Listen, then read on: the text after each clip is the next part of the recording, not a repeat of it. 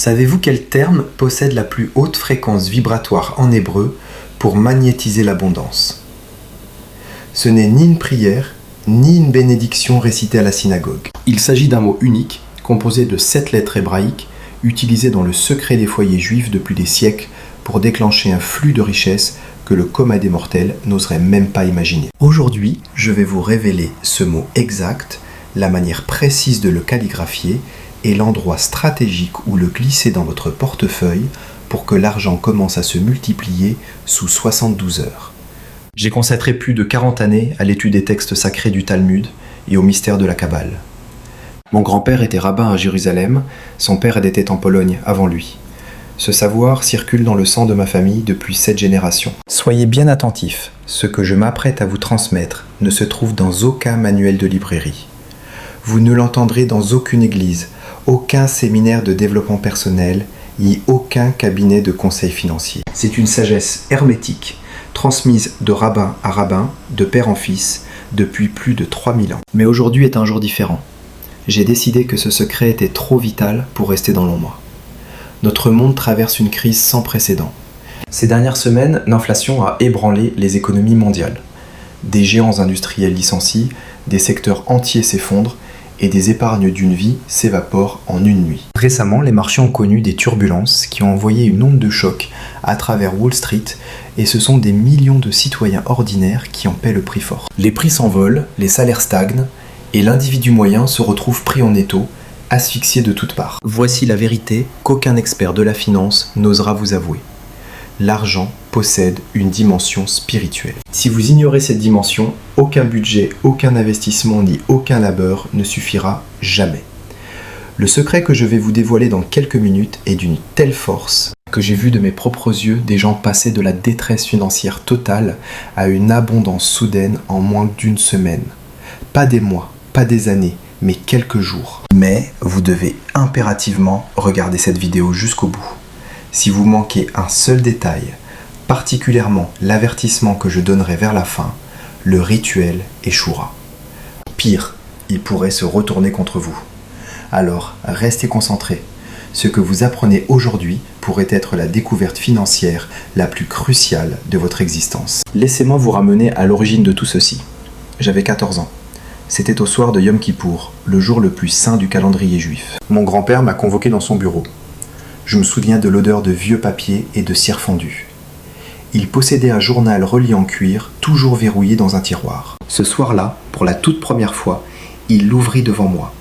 Il me fixa droit dans les yeux et prononça une phrase gravée à jamais dans ma mémoire. Il dit « Le mot que tu traces détermine le monde que tu habites ».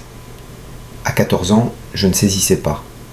Mais il tourna les pages, me montrant des colonnes de mots hébreux. Chacun était annoté, détaillant ses propriétés spirituelles, ses fréquences énergétiques et ses liens avec l'arbre de vie kabbalistique. Il m'expliqua que les anciens rabbins avaient compris ce que la science moderne commence à peine à effleurer. Les mots portent une énergie. Pas métaphoriquement, mais littéralement. La vibration d'un mot, écrit avec intention, peut altérer le champ énergétique d'un objet. Puis, il pointa un terme en particulier. Il l'entoura et dit « Ceci est le mot pour ton argent. C'est la clé qui ouvre les écluses du ciel. » Tout ce que je vous enseigne dans cette vidéo n'est qu'un prélude. Si vous êtes sérieux et souhaitez intégrer ces principes de prospérité juive dans votre vie, j'ai rédigé un ouvrage intitulé « Le code de richesse ancestrale ». Il renferme le système complet, les 10 principes immuables que les familles juives utilisent depuis 3 millénaires pour bâtir, protéger et transmettre leur fortune. Ce n'est pas de la théorie, c'est le manuel pratique exact. Il est disponible dès maintenant via le lien en description et dans le premier commentaire épinglé. Allez récupérer votre exemplaire aujourd'hui car le savoir sans action est stérile. Je ne l'ai pas utilisé immédiatement. J'étais jeune, sceptique, malgré mon immense respect pour mon aïeul. Mais des années plus tard, à 26 ans, alors que je croulais sous les dettes et peinais à payer mon loyer, cette soirée me revint en mémoire. Je me souvins du mot. Je retrouvais le journal de mon grand-père, qu'il m'avait légué avant de s'éteindre. Je suivis ses instructions à la lettre. J'inscrivis le mot sur un petit morceau de parchemin. Je le glissai dans mon portefeuille exactement comme il l'avait décrit. En l'espace de 3 jours, je reçus un appel concernant une opportunité qui transforma ma vie financière à jamais. Ce n'était pas de la chance, Ce n'était pas une coïncidence, c'était l'activation d'une loi spirituelle documentée depuis des milliers d'années. Dès cet instant, j'ai voué mon existence à l'étude de ces principes. J'ai plongé dans les profondeurs du Talmud, du Zohar et des textes kabbalistiques que la majorité ignore. Et j'ai découvert que cette pratique unique, écrire ce mot hébreu spécifique et le placer dans son porte-monnaie, n'était que l'écume d'un vaste océan de sagesse sur la richesse gardée par le peuple juif depuis des millénaires. Voici pourquoi la plupart des gens l'ignorent. Le Talmud enseigne que le savoir sacré ne doit être confié qu'à ceux prêts à le recevoir. Durant des siècles, ces enseignements restèrent confinés au sein de la communauté, partagés uniquement dans des cercles d'études privés. Seuls ceux ayant prouvé leur dévouement et leur intégrité y avaient accès. Mais nous vivons une époque extraordinaire. Le monde a besoin de cette lumière plus que jamais. Et je suis convaincu que si vous êtes tombé sur cette vidéo, ce n'est pas le fruit du hasard. Vous deviez entendre ceci aujourd'hui. Si vous êtes prêt à éveiller cette sagesse antique dans votre vie, écrivez dès maintenant dans les commentaires « Mon abondance est activée ». Je lis chaque message et je veux voir des centaines de déclarations ici même. Faites-le maintenant avant que nous poursuivions. Laissez-moi vous dire ce que je perçois de vous. Vous travaillez dur, probablement plus dur que la plupart de votre entourage. Vous vous levez chaque matin et vous allez au charbon. Vous faites votre devoir, vous réglez vos factures, vous tentez d'épargner, d'avancer. Pourtant, peu importe vos efforts, vous heurtez à un plafond de verre. Comme si une force invisible vous maintenait bloqué à un certain niveau. Chaque fois que vous commencez à sortir la tête de l'eau, un coup du sort survient. Une dépense imprévue, une panne de voiture, des frais médicaux, une urgence familiale. C'est comme si l'univers jouait un jeu cruel avec vous, vous donnant juste assez d'espoir pour continuer, mais jamais assez pour briser vos chaînes définitivement. Et le pire, c'est le conseil que tout le monde vous rabâche. Travaillez plus, économisez plus, réduisez vos dépenses, investissez en bourse, comme si vous n'aviez pas déjà épuisé toutes ces voies. Comme si votre manque de résultats était le fruit de la paresse ou de la bêtise. Il n'en est rien. Le mal est bien plus profond, mes amis, et n'a aucun lien avec votre ardeur au travail ou votre intelligence. Voici la vérité que les banquiers et les experts vous cachent. Le système dans lequel vous naviguez n'a jamais été conçu pour vous offrir la vraie richesse. Il a été forgé pour vous maintenir dans un cycle éternel. Gagner, dépenser, travailler, consommer. Toujours courir sans jamais arriver. Je le vois constamment. Des âmes viennent me voir après avoir tenté toutes les méthodes conventionnelles. Ils ont dévoré les livres de finances, assisté aux séminaires, suivi les prophètes des réseaux sociaux. Certains ont avancé un temps pour finalement se heurter, encore et toujours, au même mur invisible. La raison est limpide. Toutes ces méthodes se concentrent uniquement sur la dimension physique de l'argent. Combien vous gagnez, combien vous dépensez, combien vous investissez. Mais elles ignorent totalement la dimension spirituelle. Or, c'est dans le spirituel que la richesse prend véritablement racine. Le Talmud enseigne que la subsistance est décrétée dans les cieux et que l'effort que nous fournissons ici-bas n'est que le réceptacle par lequel ce décret se manifeste. Cela signifie, bien avant que l'argent n'apparaisse sur votre compte, avant que l'opportunité ne se présente, avant que le client n'appelle, une décision spirituelle a déjà été scellée. Et si vous n'êtes pas aligné avec cette réalité spirituelle, peu importe l'intensité de votre labeur, le flux restera bloqué. On vous a dit que l'argent est pure logique, pure mathématique. C'est un mensonge. J'étudie ces textes sacrés depuis plus de 4 décennies. J'ai vu ce qui fonctionne et ce qui échoue. Et je peux vous affirmer avec une certitude absolue que ceux qui prospèrent durablement ne sont pas toujours les plus savants ni des plus acharnés. Ce sont ceux qui comprennent les lois spirituelles régissant l'abondance et qui s'alignent sur elles. Le peuple juif a saisi cela il y a des millénaires. C'est pourquoi, bien qu'étant l'une des plus petites populations sur Terre, malgré les persécutions et l'exil subi à presque chaque génération, les familles juives ont constamment bâti et rebâti des fortunes à travers les siècles et les continents. Ce n'est pas génétique, ce n'est pas de la chance, c'est un savoir précis, pratique et spirituel que la majorité ignorera toujours. Voici la vérité universelle. La Kabbale enseigne que chaque lettre de l'alphabet hébreu n'est pas un simple symbole. Chaque lettre est un canal d'énergie divine. Lorsque ces lettres s'assemblent en mots, créent des motifs énergétiques spécifiques qui interagissent avec le tissu même de la réalité. Les anciens sages le savaient, ils ont codifié des mots précis pour des buts précis. Des mots de guérison, des mots de protection, et oui, des mots de prospérité. Lorsque vous tracez l'un de ces mots avec l'intention juste et que vous le placez au bon endroit, vous ouvrez essentiellement une vanne par laquelle l'abondance divine peut se déverser dans votre vie physique. J'ai personnellement été témoin de ce miracle des centaines de fois. Des gens noyés sous les dettes, recevant soudain des revenus inespérés. Des personnes bloquées dans des emplois, sans avenir depuis des années, recevant soudain des appels pour des postes qu'ils n'avaient même pas sollicités. Des gens qui avaient renoncé à devenir propriétaires, trouvant soudain l'opportunité parfaite au moment précis où ils en avaient besoin. Et dans chaque cas, ils ont suivi la méthode exacte que je m'apprête à vous transmettre. Maintenant, je vais vous révéler ce secret. Ceci provient directement de la tradition kabbalistique, spécifiquement des enseignements enracinés dans le Sefer Yetzira, le livre de la formation, l'un des textes mystiques les plus anciens de notre histoire. Cette pratique a été affinée au fil des siècles par des rabbins qui comprenaient la connexion profonde entre les lettres hébraïques, l'intention humaine et la réalité matérielle. Mais avant de vous montrer les étapes, vous devez comprendre une chose cruciale. Ce n'est pas un jeu, ce n'est pas un tour de passe-passe que l'on essaie une fois pour s'amuser avant d'oublier. Lorsque vous activez ces lois anciennes par la méthode précise que je vais décrire, de véritables forces spirituelles se mettent en mouvement.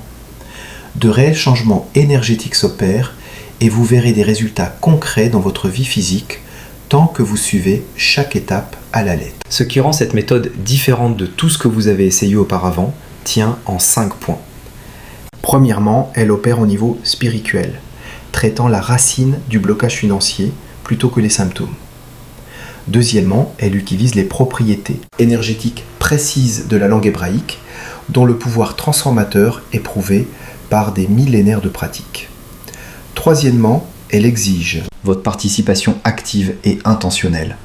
Vous n'êtes pas là à espérer passivement le changement, vous le créez. Quatrièmement, des résultats sont rapides. Souvent les premiers signes apparaissent sous 72 heures. Et cinquièmement, nul besoin d'être juif.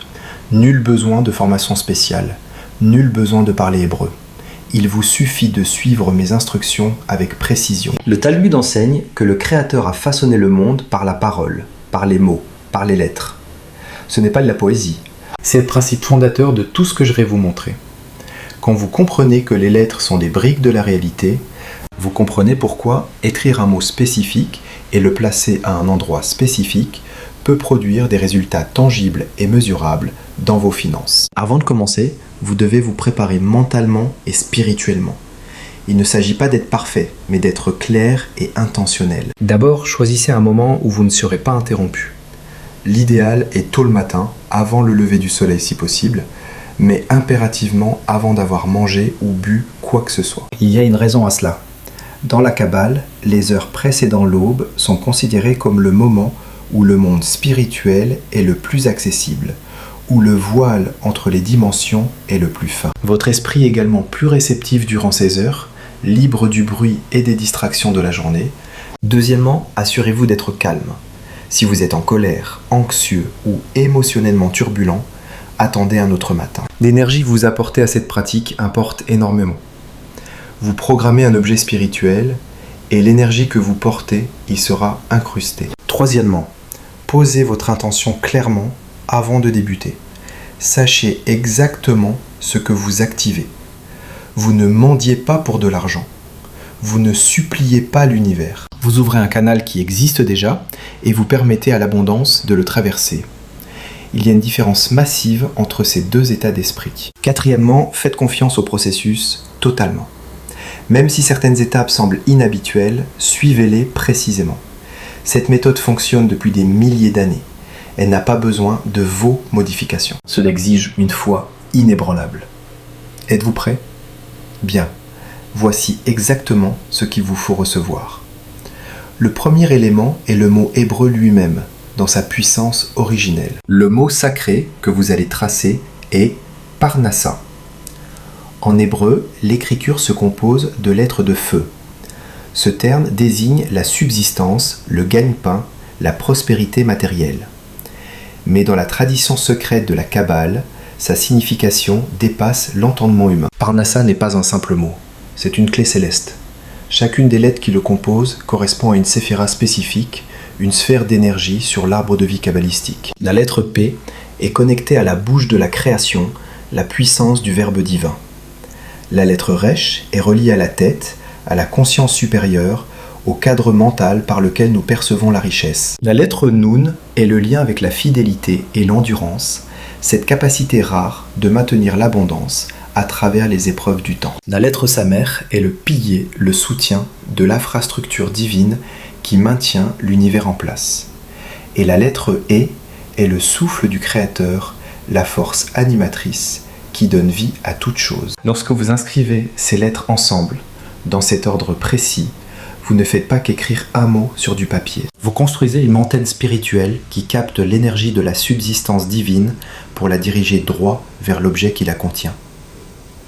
J'ai vu ce mot transformer des portefeuilles vides en aimants à miracles financiers. C'est le secret que mon grand-père m'a révélé, un soir, dans la pénombre de son étude. C'est le mot qui a changé le destin de notre lignée. Vous devez inscrire ce mot sur un petit morceau de papier blanc pur ou de parchemin vierge. N'utilisez jamais de papier ligné, jamais de papier coloré, blanc et immaculé. Le papier doit être assez petit pour se glisser discrètement dans votre portefeuille sans être plié excessivement. Si vous devez le plier, faites-le une seule fois. Utilisez un stylo à encre noire ou bleu nuit. Bannissez le crayon à papier car le graphite s'efface et manque de permanence. Or, la permanence est l'essence de cette activation. Le deuxième élément est un grain de sel de mer. Pas du sel de table raffiné, mais du sel de mer brut. Dans notre tradition, le sel est associé à l'alliance sacrée depuis l'époque du Temple de Jérusalem. Le Talmud parle de l'alliance du sel, un lien éternel et indestructible. Lorsque vous placez un unique grain de sel marin à côté du mot sacré dans votre portefeuille, vous scellez votre intention par une alliance. Vous signalez au monde spirituel qu'il ne s'agit pas d'une requête futile ou passagère. C'est un accord contraignant entre vous et la source divine de toute abondance. Le sel possède aussi une vertu purificatrice. Il nettoie les énergies négatives stagnantes. Si votre portefeuille a porté le poids du manque, des dettes ou de l'angoisse financière, ce grain de sel le purifiera pour qu'il puisse accueillir une nouvelle énergie. J'ai vu des gens ajouter cet unique élément et constater des changements radicaux dès le premier jour. Un seul grain suffit, placez-le avec précaution pour qu'il ne s'échappe pas. Le troisième élément est votre portefeuille lui-même. Avant d'y introduire quoi que ce soit, vous devez préparer ce réceptacle. Videz-le entièrement. Retirez chaque carte, chaque reçu, chaque billet froissé, chaque vieille carte de fidélité inutilisée depuis des années. Le désordre dans votre portefeuille est le miroir du désordre énergétique de vos finances. Purifiez-le par le vide. Ensuite, organisez ce que vous y remettez. Ne gardez que l'essentiel. Votre portefeuille est un calice de prospérité. Et comme tout calice sacré, il fonctionne mieux lorsqu'il est propre, ordonné et consacré. Si votre portefeuille est déchiré, usé ou en lambeaux, remplacez-le. On ne stocke pas un vin précieux dans une jarre fissurée. Ne confiez pas votre activation de prospérité à un contenant endommagé. Le quatrième élément est votre souffle. Cela vous surprendra peut-être, mais le souffle est l'un des outils les plus puissants de la pratique kabbalistique. Le mot hébreu pour souffle, neshima, partage la même racine que le mot pour âme, neshama. Lorsque vous soufflez avec intention sur un objet, vous l'infusez littéralement avec l'énergie de votre âme. Vous utiliserez votre souffle à un moment précis du rituel et je vais vous dire exactement quand et comment procéder. Maintenant, voici la procédure exacte. Suivez chaque étape avec une rigueur absolue. Étape 1. Asseyez-vous dans un lieu calme avec tous vos éléments devant vous. Votre papier blanc immaculé, votre stylo à encre noire, votre grain de sel de mer et votre portefeuille purifié. Fermez les yeux et prenez 7 respirations lentes et profondes. 7 est le chiffre de l'achèvement dans la tradition juive. À chaque respiration, sentez-vous devenir plus centré, plus calme, plus présent. Relâchez chaque inquiétude, chaque peur, chaque doute. Pour les minutes à venir, rien n'existe dans ce monde à part vous et cette pratique sacrée. Étape 2. Ouvrez les yeux et prenez le stylo dans votre main droite. La main droite représente la colonne du chesed, la bonté et la générosité sur l'arbre de vie. C'est par cette colonne que l'abondance descend vers nous. Tenez le stylo et avant d'écrire quoi que ce soit, prononcez ces mots à voix haute ou dans le silence de votre esprit. J'ouvre les portes de la Parnassa. Je suis un réceptacle pour l'abondance divine. Ce qui vient à moi coule à travers l'alliance éternelle. En disant cela, ressentez la vérité vibrer dans votre poitrine. Ce n'est pas une récitation, c'est une déclaration. Étape 3. Inscrivez maintenant le mot Parnassa sur le papier blanc. Écrivez lentement, délibérément. Chaque lettre est un canal d'énergie et vous devez former chacune d'elles avec soin et intention pure. Si vous ne savez pas tracer les lettres hébraïques, copiez-les exactement comme je vous les décris. Visualisez les formes. L'important est que vous les traciez à la main et non que vous les imprimiez par une machine. L'acte d'écrire à la main crée une connexion énergétique directe entre votre âme et le verbe. Tandis que vous tracez chaque lettre, visualisez une lumière dorée coulant de votre main, traversant le stylo pour imprégner chaque trait. Voyez les lettres briller d'une énergie chaude et dorée sur le papier. Étape 4. Une fois le mot inscrit, déposez le grain de sel de mer au centre du mot, directement sur le papier. En faisant ce geste, prononcez ces paroles. Je scelle cette alliance d'abondance avec le sel, comme l'ancienne alliance fut scellée à l'autel. Ma subsistance est éternelle, incassable et toujours fluide. Ressentez le poids de ce minuscule grain de sel. Aussi petit soit-il, il porte l'énergie d'un pacte éternel. Traitez-le avec une révérence absolue. Étape 5, c'est ici que votre souffle entre en jeu. Tenez le papier contenant le mot et le sel près de votre bouche, à environ 10 cm.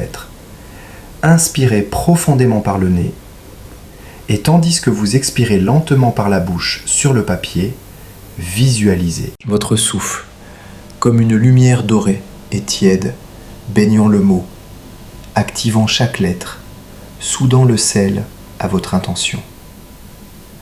Faites cela 3 fois.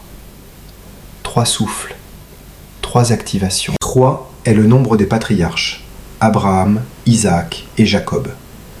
3 représente la corde tripe qui ne peut être rompue. Étape 6. Soulevez délicatement le grain de sel et mettez-le de côté un instant. Pliez le papier une fois si nécessaire pour qu'il entre dans votre portefeuille, mais une seule fois seulement. Prends alors ce grain de sel et enferme-le au cœur du pli, prisonnier du papier. Glisse ce parchemin ainsi préparé dans le refuge le plus secret de ton porte-monnaie. Choisis le compartiment où dorment tes plus gros billets. Si tu possèdes une poche dérobée, c'est encore mieux. Le mot sacré doit toucher l'or. Il doit respirer l'énergie de la richesse déjà présente. C'est comme enfouir une semence dans une terre promise. 7e étape, referme ton porte-monnaie et tiens-le fermement entre tes paumes. Presse-le contre ta poitrine, là où bat ton cœur. Ferme les yeux une dernière fois et prononce ces paroles anciennes. Béni soit la source de toute abondance. J'accueille ma Parnassa avec gratitude, avec foi et le cœur grand ouvert. Qu'il en soit ainsi. Garde ce lien contre ton cœur pendant 30 secondes. Ressens la chaleur. Ressens l'union spirituelle. Ressens l'activation vibrer au plus profond de ton âme. 8e étape. Range ton porte-monnaie et reprends le cours de ta vie. Ne l'ouvre pas pour vérifier le papier. Garde le secret absolu. N'en parle à personne pendant au moins 72 heures. L'énergie a besoin de silence pour croître sans interférence. Le silence est le sceau du mystère. Le Talmud enseigne que la bénédiction ne descend que sur ce qui est caché à l'œil. Laisse-le œuvrer dans l'ombre. Une fois le rituel accompli, écoute bien ce qui t'attend. Dans les premières 24 heures, tu percevras un frémissement subtil. Certains évoquent une légèreté soudaine, un optimisme inexplicable. D'autres notent des signes, des coïncidences, un ami qui mentionne une affaire en or, comme par hasard, une pièce trouvée au fond d'une poche, un remboursement oublié qui surgit du passé. Ce sont les prémices, le canal divin qui commence à s'ouvrir. Entre 3 et 7 jours, le miracle devient matière. Une rentrée d'argent imprévue, un appel pour un emploi, un client perdu qui revient frapper à ta porte, une dette effacée, un investissement qui fleurit au-delà de toute espérance. Ouvre grand tes yeux. L'univers envoie souvent sa manne par des chemins détournés, là où tu ne regardais pas. Ne sois pas rigide sur la forme. Accueille la bénédiction d'où qu'elle vienne. D'ici 30 jours, la métamorphose sera totale, éclatante. Ton rapport à l'argent aura changé d'âme. L'angoisse du manque se dissipera comme la brume. Ce ne sera plus toi qui cours après l'or, mais les opportunités qui te poursuivront. Et le flux de richesse traversant ton existence grandira d'une manière qui te semblera presque surnaturelle. Mais attention, avant d'agir, je dois te mettre en garde solennellement. Je suis très sérieux. Premier avertissement, n'accomplis jamais ce rite avec l'avidité ou la noirceur au cœur. L'énergie que tu scelles ici est le miroir de ton attention. Si ton âme est pure, si tu cherches l'abondance pour vivre dignement, pour nourrir ta famille, pour faire la charité, les fruits seront puissants. Mais si tu viens avec la faim du loup, avec le désir d'entasser, d'écraser l'autre, alors la roue tournera contre toi. Je l'ai appris à mes dépens au début de mon initiation. Il fut un temps où je ne voyais que l'accumulation, le gain pour moi seul, et chaque porte que je tentais d'ouvrir me claquait au visage jusqu'à ce que je purifie mon intention. Le Talmud est clair, celui qui court après la richesse pour elle-même la verra fuir, mais celui qui poursuit une mission divine verra la richesse lui courir après. Deuxième avertissement, ne retire pas le parchemin de ton porte-monnaie avant 40 jours révolus. 40 est un chiffre sacré dans notre tradition. 40 jours de déluge, 40 ans au désert, 40 jours sur le mont Sinaï. C'est le cycle complet de la transformation. Si tu le retires trop tôt, tu brises le cycle et l'œuvre avortera. Une fois les 40 jours passés, tu pourras choisir de le remplacer par un nouveau en répétant le rituel ou de le laisser là pour l'éternité. Troisième avertissement, ne laisse jamais une autre main toucher ton porte-monnaie durant cette période si tu peux l'éviter. C'est désormais une arche sainte portant ta signature vibratoire et ton alliance d'abondance. Ne souffle d'autrui, surtout s'il est chargé de doute ou d'envie, pourrait brouiller le signal. Garde-le près de toi, contre toi. Traite-le comme un objet de culte, car c'est exactement ce qu'il est devenu. Nos sages enseignent qu'une grande connaissance exige une grande responsabilité. Cette sagesse millénaire t'est confiée. L'usage que tu en feras déterminera ta récolte. Agis avec crainte et respect. Laisse-moi te confier un secret plus profond. Le Zohar, cœur de la Kabbale, révèle que l'univers a été tissé des combinaisons de lettres et que chaque objet, chaque événement de nos vies est relié à un code spirituel précis. Quand j'étudiais ce passage avec mon grand-père, je ne saisissais pas toute la portée de ces mots. Mais après des décennies de pratique, je comprends. C'est une technologie spirituelle de précision. Une clé faite de lettres qui relie ton réceptacle matériel à la source divine de toute subsistance. Tu ne manipules rien. Tu débouches simplement un canal qui a toujours existé, mais que l'ignorance, la doute et la lourdeur d'un monde oublieux avaient obstrué. Je vais être franc avec toi. Il fut un temps, même après avoir reçu cet héritage, où j'ai cessé de pratiquer. J'avais la trentaine. J'étais confortablement installé, je pensais tout savoir. Et doucement, sans bruit, la source s'est tarie. Les opportunités se sont évaporées. L'argent manquait.